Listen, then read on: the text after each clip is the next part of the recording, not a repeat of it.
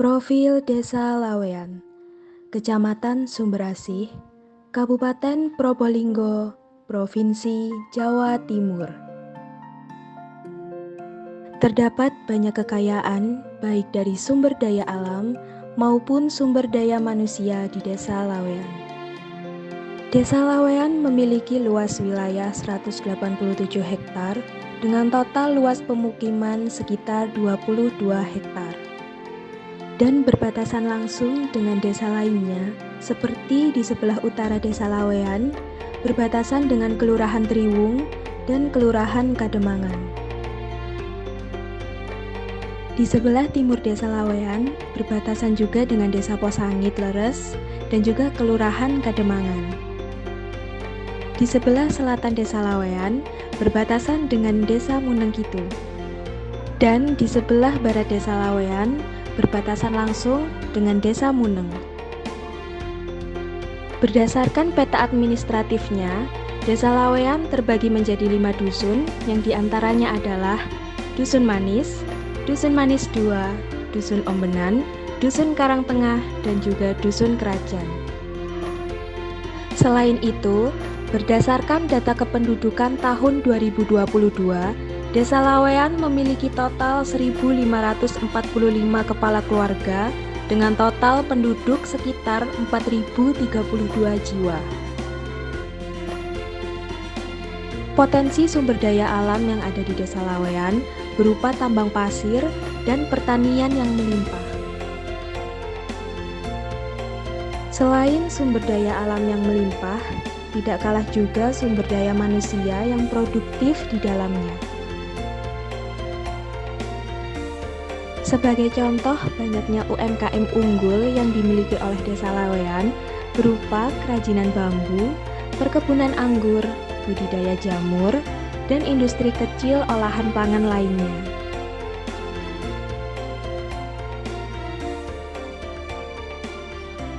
Dengan banyaknya pelaku UMKM yang ada di Desa Lawean, maka dapat kita ambil satu contoh yang diharapkan mampu menginspirasi masyarakat lainnya.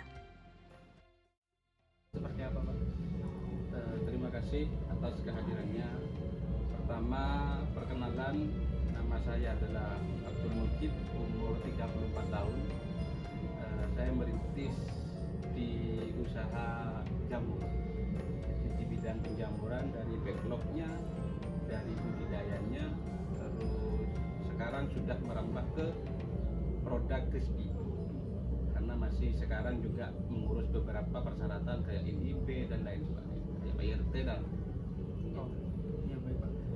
Nah, di sini kan berarti usaha yang udah berjalan dan sedang berjalan ini kan lebih fokus ke pembuatan backlog jamur ya Pak. Nah, untuk awal mula pembuatan usaha ini dimulainya tahun berapa Pak? kalau saya kenal jamurnya, awal kenal jamur itu 2011 saya usaha dengan teman hanya di budidayanya. Jadi cuma mendatangkan backlog. Setelah itu kita kerjasama selama 1 tahun atau 2 tahun lah kalau tidak salah. Setelah itu cepat berhenti karena memang ada kerjaan di luar kota, harus menginap, dan memang backlognya hampir habis sudah. Tinggal setelah selesai kerjaan saya di luar kota itu mau ngapain lagi ini saya. Akhirnya kembali lagi berpikir, mau budidaya jamur. Daripada saya beli backlog, akhirnya inisiatif saya juga buat backlognya. Buat backlog, ternyata lebih laku backlognya pada zaman itu. Jadi budidayanya saya tinggalkan, backlognya saya jual terus lah. Jual terus. Setelah tahun ini kok ternyata saya juga harus punya jamurnya, harus budidaya juga. Dan memang sekarang ini mau difokuskan juga mau ngisi gudang dari jual backlognya, dari jual jamurnya, dan juga produk turunannya. Kendala yang dialami oleh Bapak dalam merintis jamur ini seperti apa? Ya banyak sih rintangannya sebenarnya, tapi tidak ada yang pernah mulus lah kan. Rintangan di kami itu banyak, contoh dengannya adalah bahan. Kita kesulitan Pak, karena serbuk ini tidak selalu ada, karena kita pakai serbuk second. Seperti tawari serbuk yang lain kami tidak jadi, karena kita fokusnya di second. Terus ada yang namanya katul, itu tidak selalu ready.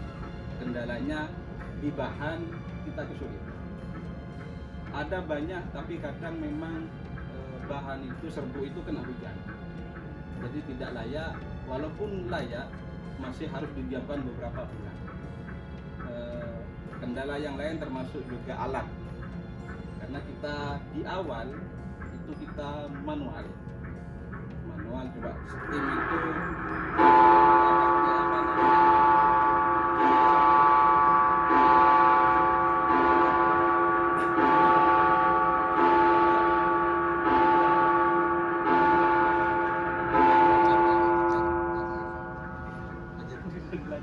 jadi kendalanya kita di bahan, terus salah satunya juga alat kemarin kita hanya pakai manual, mesin press pakai tangan. Oh, yang ada di dalam situ Pak? Ya, pakai tangan, terus akhirnya kita buat pakai yang otomatis, pakai listrik.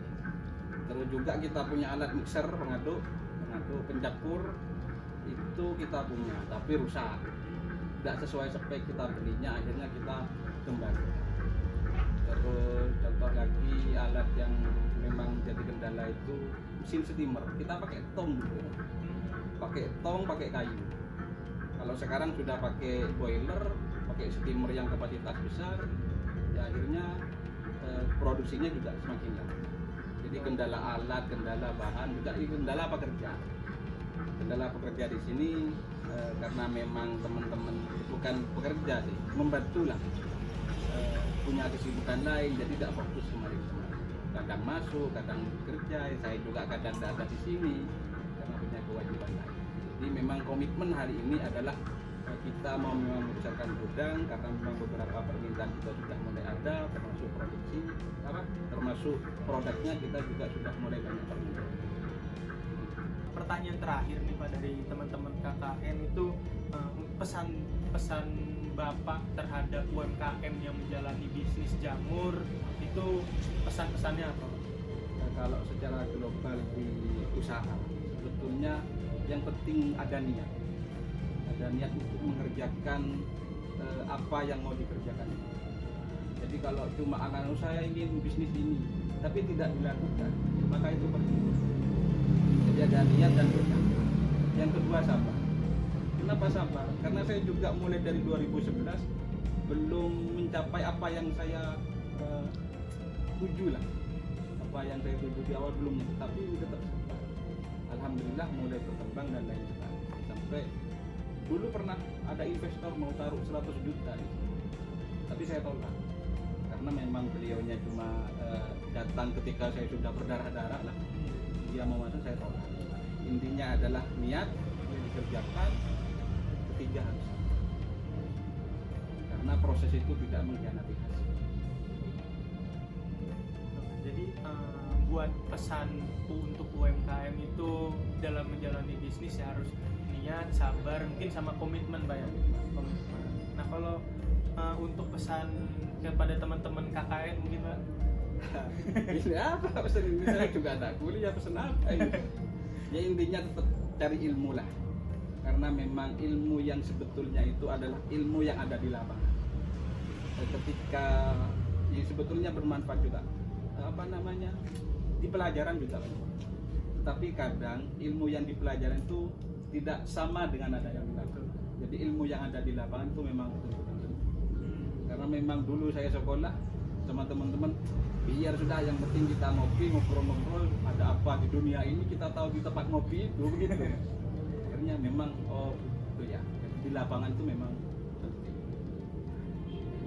Mungkin itu saja Pak dari pertanyaan-pertanyaan teman-teman KKN. Terima kasih atas waktunya, terima kasih juga atas jawaban-jawabannya. Mungkin nanti sebagai motivasi juga buat teman-teman UMKM yang menjalani usaha jamur juga, biar tahu lah tips and triknya, kendala-kendala dalam menjalani usaha dan UMKM jamur itu seperti apa. Mungkin itu aja Pak, terima kasih.